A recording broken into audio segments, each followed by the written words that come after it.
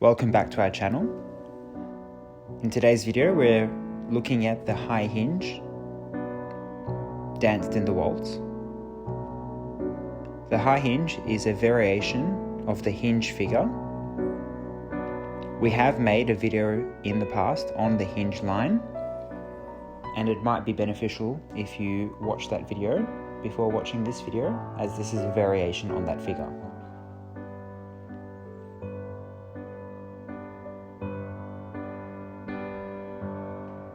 As with the hinge line, we are exiting with a natural action, slipping back into closed position.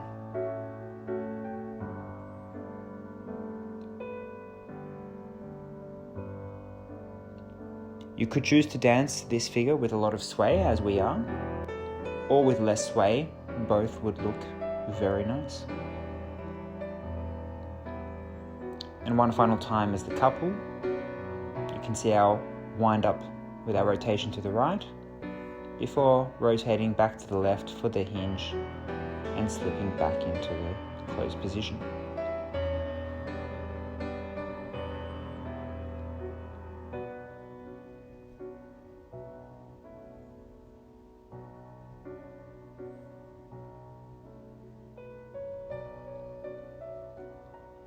You can see the footwork is heel, toe, toe, and toe, toe, heel for the lady.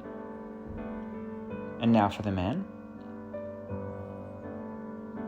We are dancing toe, heel, toe, and toe, heel. Now, as you can tell, clearly the lady has more steps in this figure than the man. And that represents the changing of body position.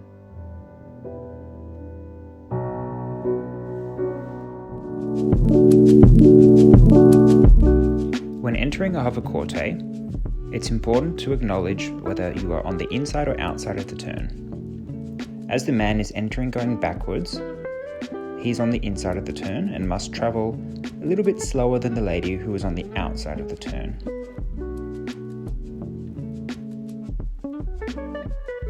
By acknowledging the different speeds of turn, it allows us to stay in a nice, clear position relative to our partner.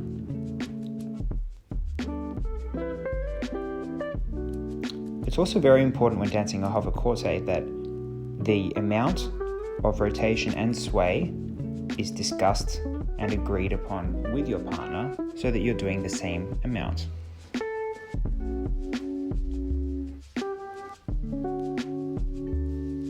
The third element that's very important when producing a beautiful shape in the hover is the space or depth between the heads. It's very important that the lady understands how to produce the space between the heads. When done incorrectly, the lady could appear to be back-weighted or rounded through the upper spine, and that's not what we're trying to achieve in this figure.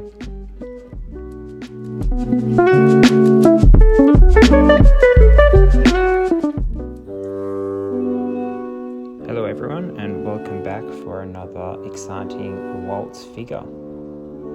In today's video, we'll be demonstrating the left whisk as danced in the waltz.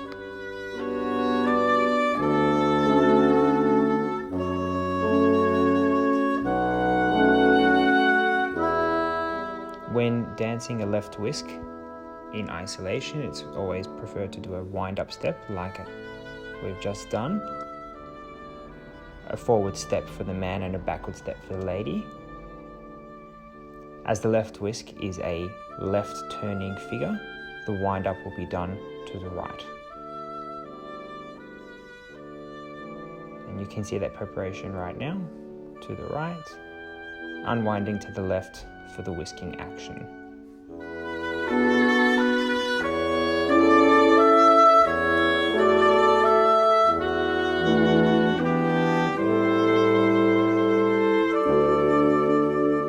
The styling for the lady's left whisk can be done either with a flick with the foot coming off the ground or by keeping the right toe connected to the floor.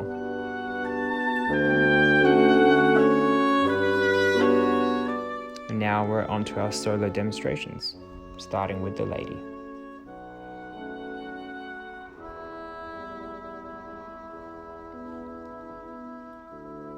In this particular version of the left whisk, we are swiveling back into a checking action, but you could conceivably dance pivots or another natural turning figure after the left whisk. And now a closer look at the leg action and the footwork.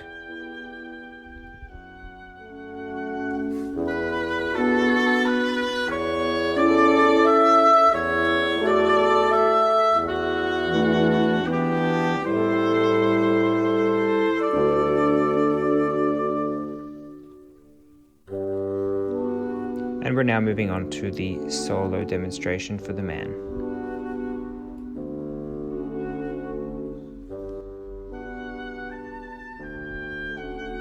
As is the case for all line figures, it's very important not to be too active with your arms and to allow them to stay nice and connected to the body so that any rotation and sway done in the body is also achieved through the frame.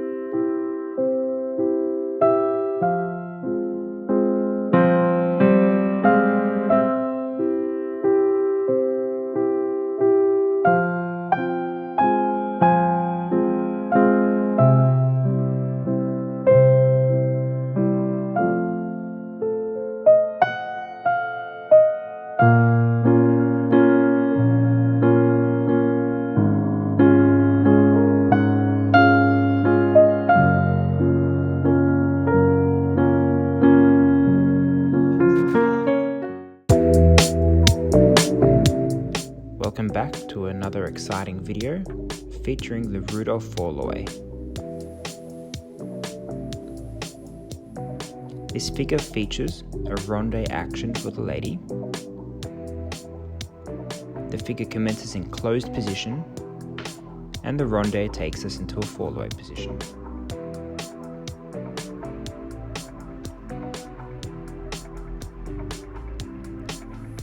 In this particular demonstration, we're dancing a Fallaway bounce action to complete the Rondé, but you can also dance a slip pivot after.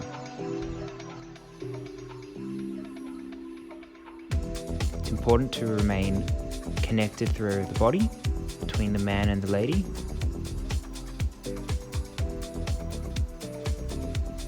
And it's also useful to note that a Fallaway is in fact a promenade position moving backwards, so you should feel quite twisted through the body in order to face your partner.